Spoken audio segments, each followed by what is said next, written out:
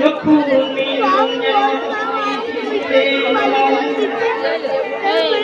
শ্রী শ্রী ধর্মরাজ ঠাকুরের চরণে প্রণাম জানিয়ে পরম পুরুষ রামকৃষ্ণদেবের আশীর্বাদ মাথায় নিয়ে শুরু করছি আজকের যাত্রাপালা। স্বাধীন দেশের পরাধীন ভালোবাসা। রচনা ডাক্তার তাপস কুমার, নির্দেশনা মিস্টার ধ্রুব কুমার, সহ নির্দেশনা চন্দন দাস, সাজসজ্জা পুরুষোত্তম বর্ধমান, পরিবেশনায় গোমরা নাবারুণ চন্দ্র, সহযোগিতায় গোমরা গ্রামবাসীবৃন্দ ও আগত দর্শনার্থীবৃন্দ। শুরু হচ্ছে আজকে যাত্রাপালা। স্বাধীন দেশের পরাধীন ভালোবাসা।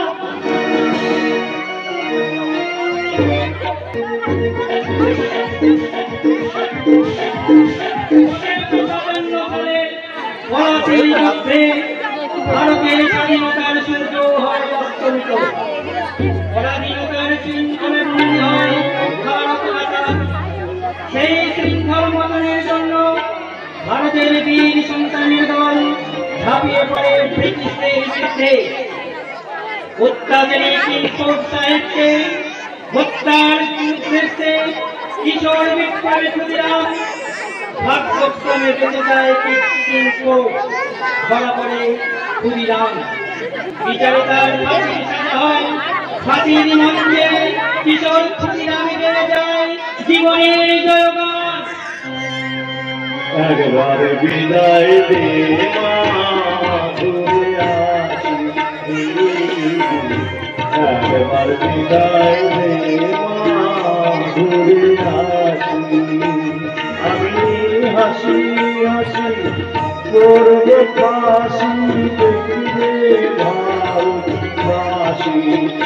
ও মা হাসি হাসি করব ফাঁসি, দেখবে ভারতবাসী। একবার বিদায় দে মা, ঘুরে আসি। একবার বিদায় দে মা, ঘুরে আসি।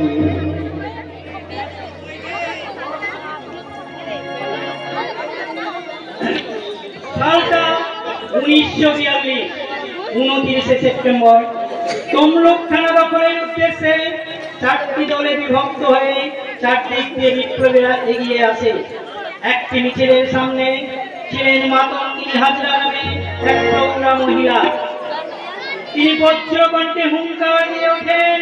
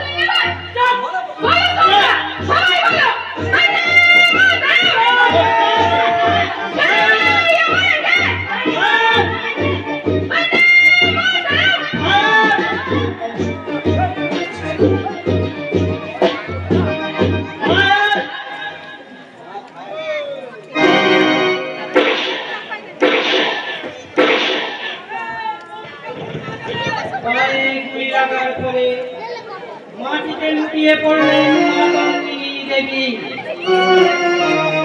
বুকে ভর দিয়ে কোনক্রমে জাতীয় পতাকা হাতে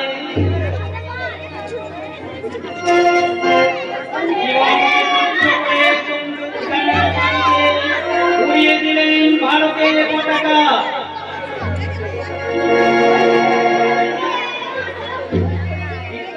ইংরেজ পুলিশ বাহিনী নির্বিচারে গুলি চালাতে লাগলো।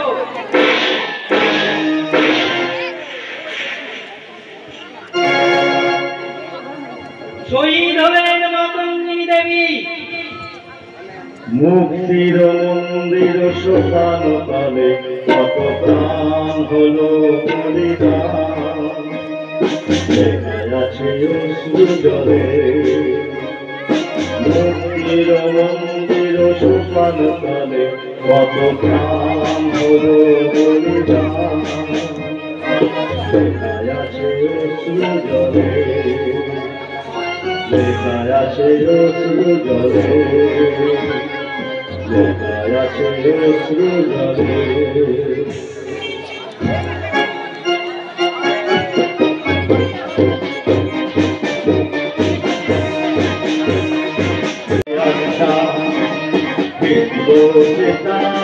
हमारा हमारा सारे जहां से अच्छा बुलबुले हैं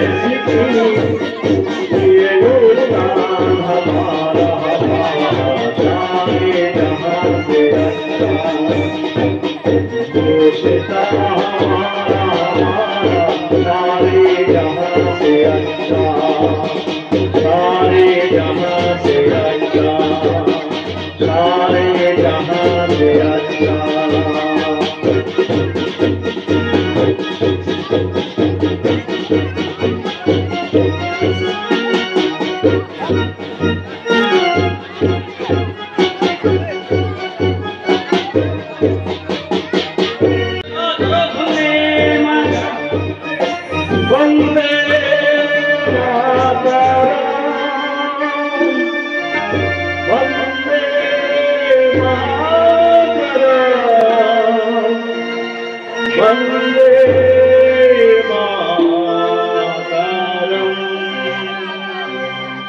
এই দেশ আমার জন্মভূমি সোনা মাতা জন্মভূমি এই দেশ আমার জন্মভূমি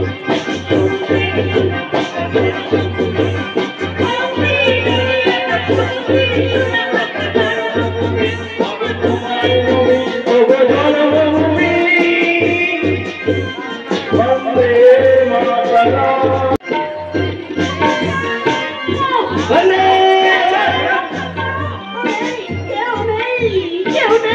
স্বাধীনতার পূর্ণ বিরুদ্ধে প্রকাশ্য দিবালোকে এখন সরকারের মান সম্মান লুণ্ঠিত করে অথচ কেউ জানবে না আমার স্বাধীনতার আনন্দে আত্মহারা মানুষের দল তোমরা দেখে যাও তোমাদের দেশের সভ্য মানুষ এক নারীর স্বাধীনতা হরণ করতে ছুটে আসছে তাকে তোমরা রক্ষা করো তাকে তোমরা রক্ষা করো নিজের জীবন বিপন্ন করতে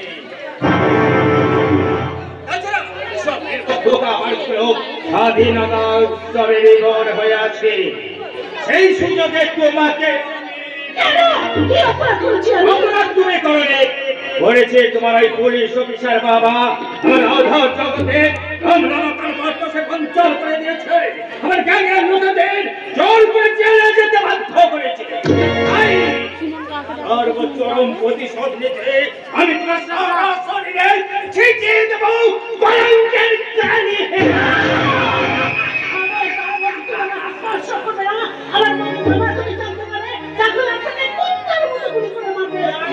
জানি সুন্দরী জানি তোমার পুলিশ অফিসার বাবা তার মেয়েকে রক্ষা করতে হনুমাদের মতো ছোট আসতে চাইবে কিন্তু মাঝপথে আমার লরির ড্রাইভার তোমার বাবাকে ঢোলে পিষে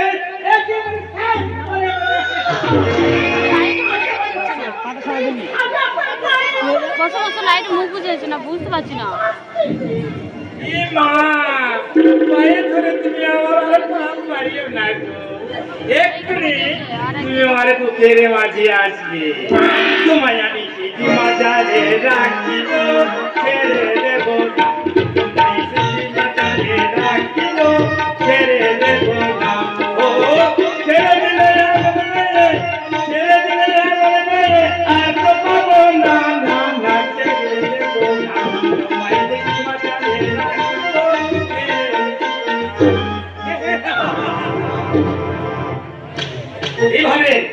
এইভাবে তোমার হিট মাঝে রাখবো সেটাতে একবারে রাখতে হবে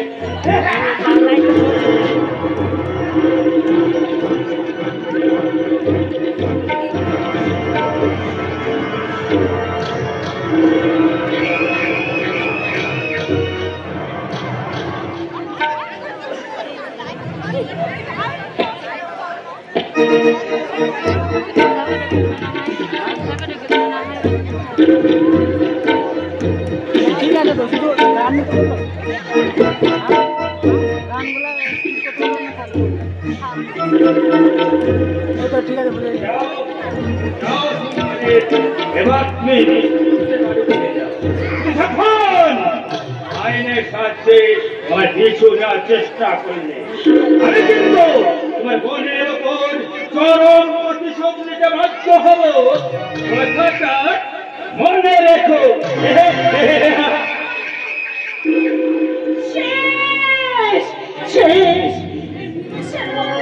আমার সমস্ত আশা আকাঙ্ক্ষা জীবন থেকে চিরদিনের মতো হারিয়ে গেল।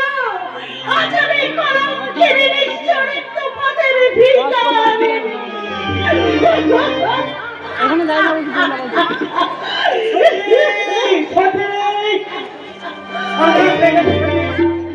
একটা চলন্ত গাড়ি চাপা দিয়ে আমার সব শেষ হয়ে গেল। আমার সব কিছু শেষ হয়ে গেল। কেন তোমার কি হয়েছে? আমার হাসি খুশি বলার জন্য তাকে ছাড়কার করে দিয়েছে। তোমার আদরের সতীত লজ্জার পাপড়িগুলো এক দরবের একাতে ক্ষতবিক্ষত হয়ে এই মাটিতে ছড়িয়ে পড়েছে। তোমার সতীর সতীত্ব আজ কলঙ্কের কারণে কালো হয়ে গেছে। তুমি চুপ করো সখী, তুমি চুপ করো। আমি কিছু সহ্য করতে পারছি না।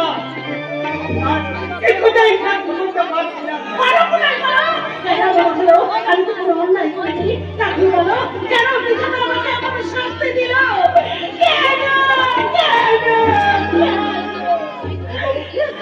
তুমি কিছু শোনাতে সম্ভব মানুষের দল বিজয়ী উল্লাসে আজ তোমরা স্বাধীনতার জয়গান গাচ্ছ, অথচ তোমাদের মাঝে এক বোনের ইজ্জত হরণ করলো ওই হিরোশিম জানোয়ারের দল। অথচ আমি তার কিছুই করতে পারলাম না। এবারে কি স্বাধীনতার পুরস্কার? এই স্বাধীনতার জন্যকে প্রেম ভালোবাসা আজ পরাধীন হয়ে যাবে। তুমি বলো এখন আমি কি করবো? এই লজ্জার কথা আমি কাকে বলবো? আজ থেকে কি হবে আমার পরিচয়? তুমি বলো।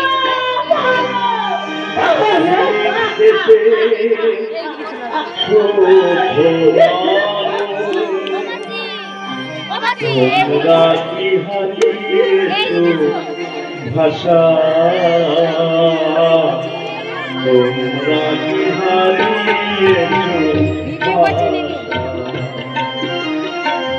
স্বাধীন দেশে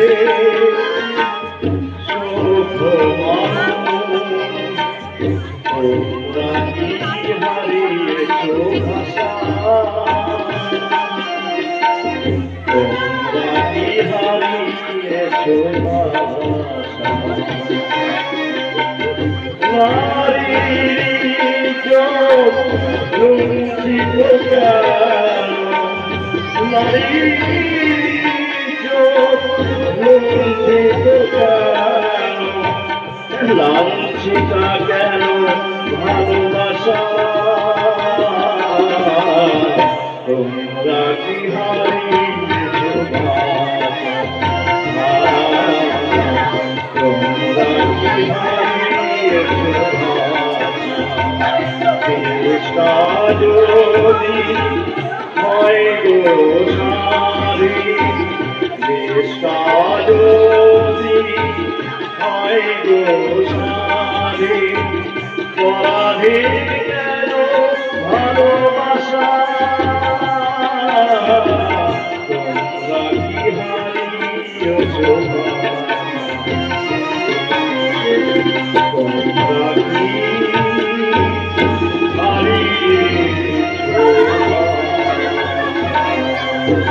আমি এখন কি করবো? তুমি বলো। তুমি সচি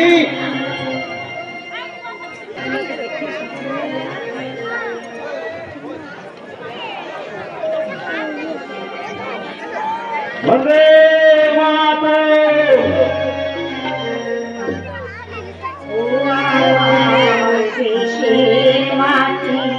তোমার করে একাই মাথা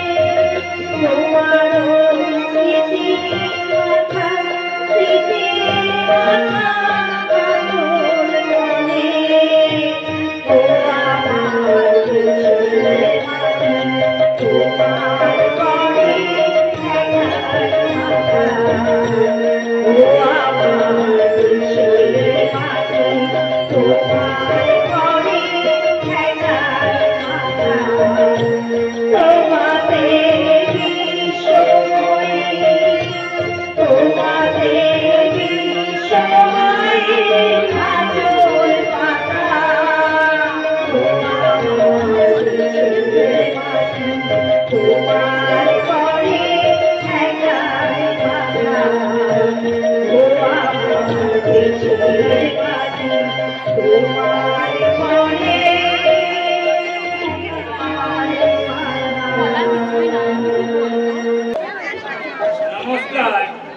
উপস্থিত ভদ্র মহোদয়গণ এবং আমার মা ও বোনেরা, আজ আমি সেই আপনাদের স্নেহধন্য সৎ সমাজসেবী শৈবাল ব্যানার্জি বলছি। আজ 15ই আগস্ট 1947 সালে ঠিক আজকের দিনে ভারতের ভাগ্যা আকাশোদ্দিত হয়েছিল স্বাধীনতার সূর্য।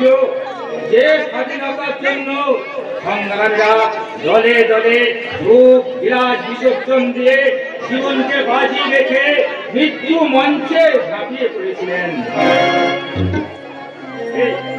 এই অমলেশ চৌধুরী রাজি একজন, যিনি দেশের জন্য যুদ্ধ করতে গিয়ে একটা চোখ এমনকি একটা হাত পর্যন্ত বিসর্জন দিয়েছেন।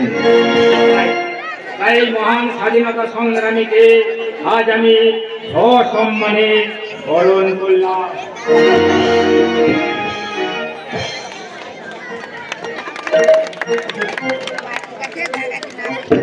বন্ধুগণ, বিশেষ কারণে আমি বেশিক্ষণ আপনাদের সাথে থাকতে পারছি না, এই জন্য আমি নিজেকে দুঃখিত। তবে আমি আপনাদের মাঝেই থাকবো এবং আজীবন আপনাদের সেবা করে যাব।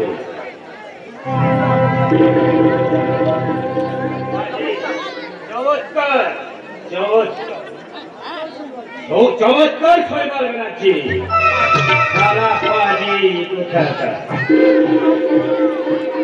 এই সহজ সরল সাধারণ মানুষগুলো জানলো যে শৈবাল ব্যানার্জি কতই গুণীজন, গুণীজনদের সে সম্মান দেয়। কিন্তু ওরা জানে না যে হাত দিয়ে এই বড়র মালা তুলে দিয়েছে সেই হাতেই তুলে দেবে বিষের জ্বালা।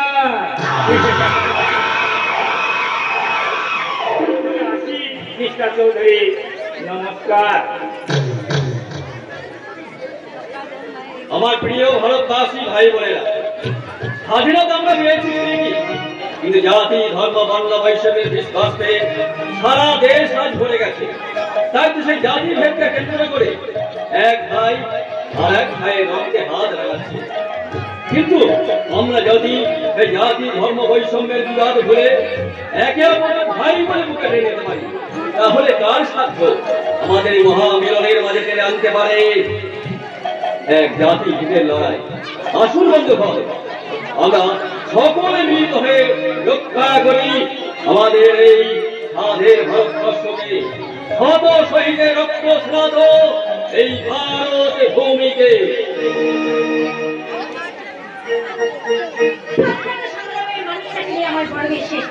অসংখ্য মানুষ যখন আমার বাবার দিকে আঙুল দেখতে বলে ওই যায় স্বাধীনতা সংগ্রামী অমরেশ চৌধুরী, তখন আমার গর্বে মুখটা ভরে যায়। আমার মনে হয় ওনার সন্তান হয়ে জন্মগ্রহণ করে আজ আমি ধন্য।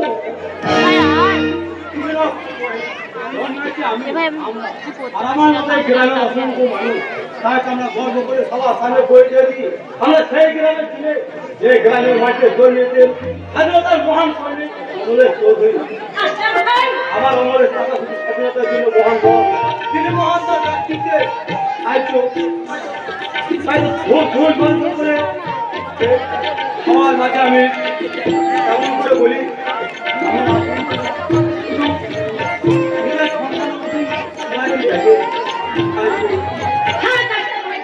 অনুষ্ঠানের শেষে আর বক্তৃতা নাই বা নেই। আমার আশা লাগে তবে অনুষ্ঠান শেষ করে গেলে সময় তো কারোর জন্য থেমে বসে থাকতে না আসলাম। সময় চলে যায় আর সেই সাথে বদলে যায় মানুষের জীবন ধারা। কখনো ফকির বনে যায় আমি, কখনো আমি সব হারিয়ে ফকির। আমার যে মনটা বড় বিদ্ধ হয়ে গেছে কুসুময়ী। আর 5 মাস হলো আপা রিটার্ন করেছেন, টাকার অভাবে বইলে সাজিতে পাচ্ছিল, বলে যে মায়ের দিকে না আজ খাওয়া ভাড়া দেবেন বন্ধ হয়ে গেছে। আর ওই গেছে যে তার আজ একটা সাজি জোগাড় করতে পারলো না।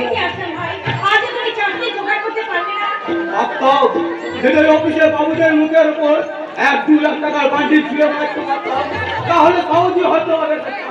সে কি আসলে ভাই ঘুষ দিয়েছে আপনি? ঘুষ বলি তুমি আমি ওই সব ভদ্র কি বলে দেবো অনুদান। তাহলে কি তুমি কখনো আর চাকরি পাবে না আসলাম ভাই? সেটা আমাদের হবে, নইলে ব্যস্ত হয়ে যাবো সারা জিন্দগির পর। হয়তো টাকার হবে, হয়তো হবে না আমার 1 বছর বলি, আসলাম ভাই হয়তো কলেজে মাইনে দিতে না পায়, আমার ভাই ছিল পড়াশোনা বন্ধ হয়ে যাবে। আর না খেতে আমার আব্বা জানার আম্মা হয়তো চাইলে আমাদের বেটি হবে, যেমন করে হোক যে কোনো একটা আমাদের বেটি হবে।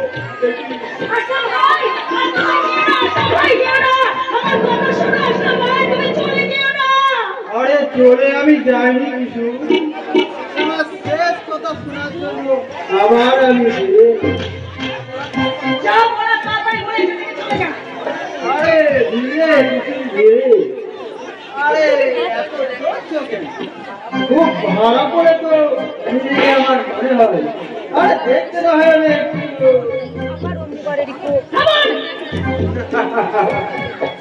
আরে এই যেতে দারুণ লাগছে তোমার ওই লাল পেরের শাড়ি, লাল বেড়ালি, আরে লাল কালারের পায়ের সাথে একেবারে মানাচ্ছে। কি বলেন আপনি? তোমার ওই সাদা পিঠির মাঝখানে ছোট্ট একটা সিঁদুরের আছো। বেরিয়ে যাও রে, মুহূর্তে আপনি বেরিয়ে যাও।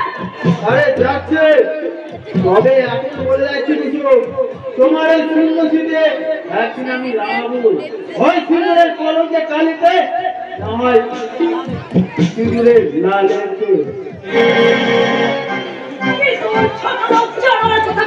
এবার যদি কখনো কোনোদিন আসে তাহলে ওকে আমি বলতে হবে না রে দিদি, কিচ্ছু বলতে হবে মালা গেছে দরজার পাশে চাতক পাখির মতো রাস্তার দিকে চেয়ে থাক। তো পেরে মুখপুরা তাড়াতাড়ি দেখাচ্ছি। একটা সুখবর দিতে এলাম আর বলে কিনা আমি চালাতে এসেছি। তোর কথা তোর চোখে এখন আমি কি করি না, শুনতে না শুনিস না, আমি তাহলে চলেই যাচ্ছি।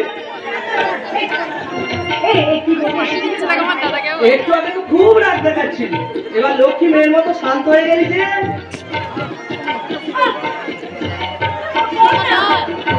বলবো না, রাগলে কিন্তু আমি তোকে কোনো কথাই বলবো না করে দিচ্ছি। আচ্ছা ঠিক আছে আমি রাখবো না। বল। আগে কান ধর, হ্যাঁ আগে কান ধরে তোকে উঠবস করতে হবে।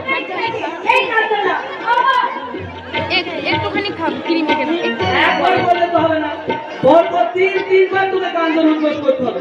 দেখো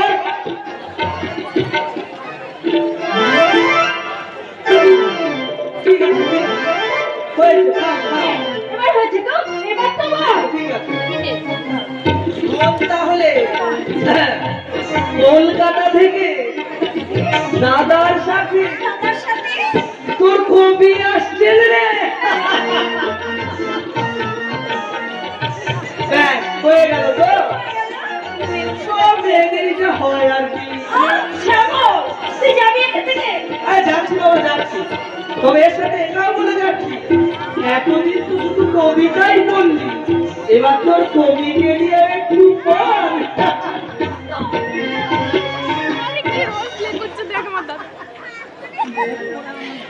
মুখপুরা আমার মনের কথা সব জেনে ফেলেছে, কিন্তু যাকে নিয়ে আমার এত জল্পনা কল্পনা সে তো আজও জানতে পারলো না যে আমার মনের গোপন কথাগুলো। কবিতা কখন তার কবিতার সঙ্গে সঙ্গে আমি যে তাকেও ভালোবেসে ফেলেছি, তাই তো তার লেখনী কবিতা পড়তে পড়তে বারে বারে আমার মনে পড়ে যায়। আখি বলে তুমি কত দূরে, তবু মনে বলে তুমি কত কাছে, যত সুদূরে থাকো না কেন রয়েছো হৃদয়ে।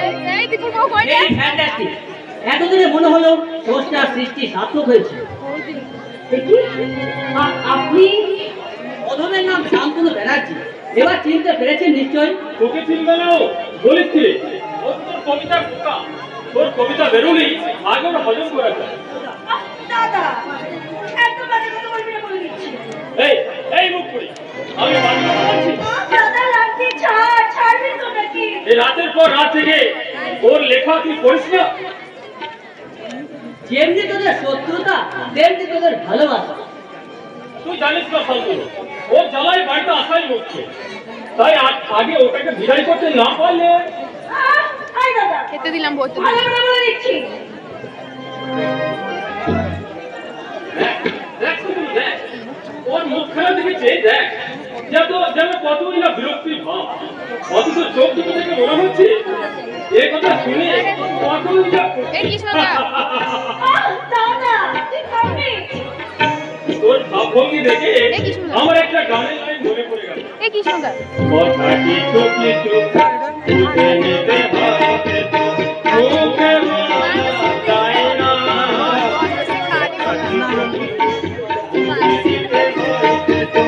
মুখে বলা যায় না। কথা কিছু কিছু চোখে কথায় মনে কথা, চোখে কথায় মনে কথা, চোখে মনে হয় না।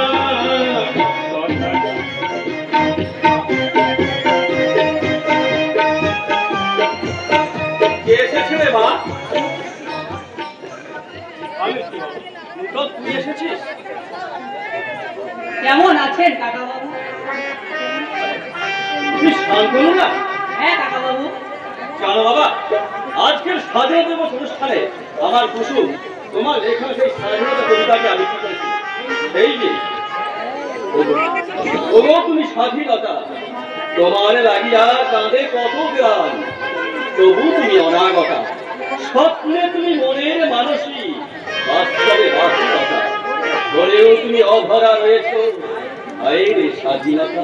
কাকা বাবু জানো জানো বাবা, তোমার কবিতার বাণী কখনো আমার দুটো অশ্রু ধরেছে, আবার কখনো বিদ্রোহের আগুন জ্বালিয়েছে প্রত্যেকটি শিলায় শিলায়।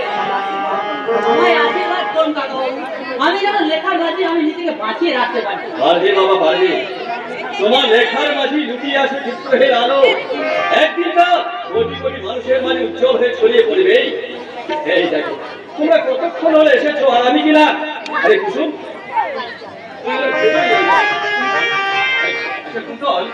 তুই বাবা, আমি স্থির করছি এবার আমি চাকরি করতে। তাহলে কিন্তু তো পড়াশোনা।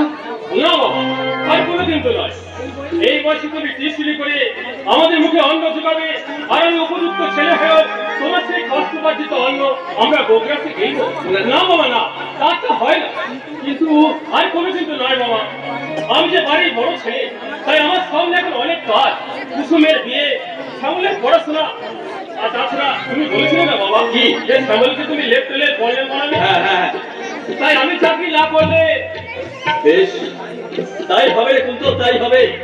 তোকে আমি অনুমতি দিলাম, তুই চাকরি সন্ধান কর। আশা করি এই স্বাধীনতা সংগ্রামে আমাদের সৌভির সন্তানের চাকরির অভাব হবে না রে, চাকরির অভাব হবে না। শান্তনু, তোরা শুনেছি বাবা আমাকে চাকরি করার অনুমতি দিয়েছে, আর আমাদের কোনো অভাব থাকবে না রে।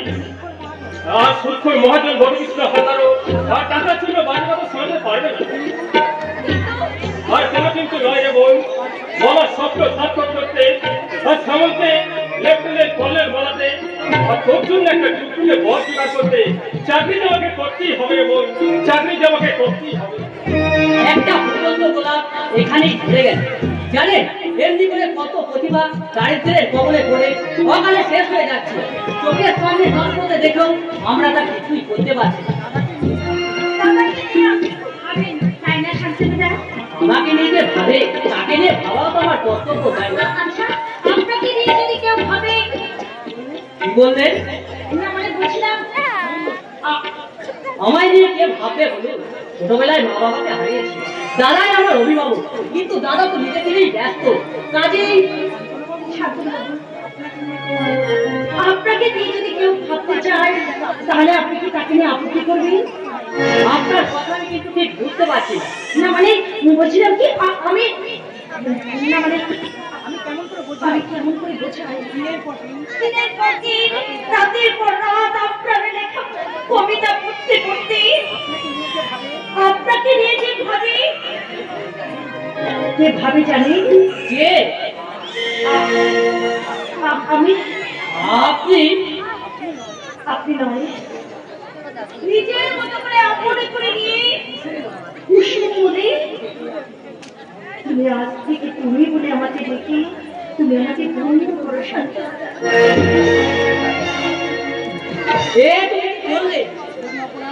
যদি অপরাধ করে থাকি তাহলে তুমি আমাকে শাস্তি দাও। তোমার দেওয়া শাস্তি আমি আমার জীবনের পরম আশীর্বাদে জেনে সেটা আমি মাথায় তুলে দেব। শাস্তি তোমায় দেব। চিন্ময়ের প্রতিমা রূপ ধরে যখন তুমি আমার মনের মাঝে এসেছো তখন তোমার অবস্থান আমি করবো। তুমি যাই ভাবো আমি বলবো, এটাই আমার সব ভাবো। তোমার জন্য আমি জীবনের সর্বশক্তি রাখিয়েছি শান্তিদায়ী।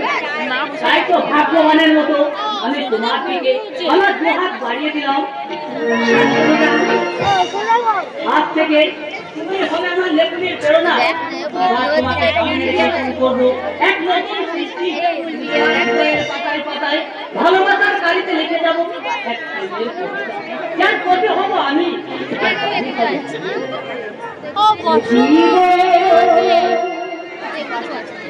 তোমাকে বিনা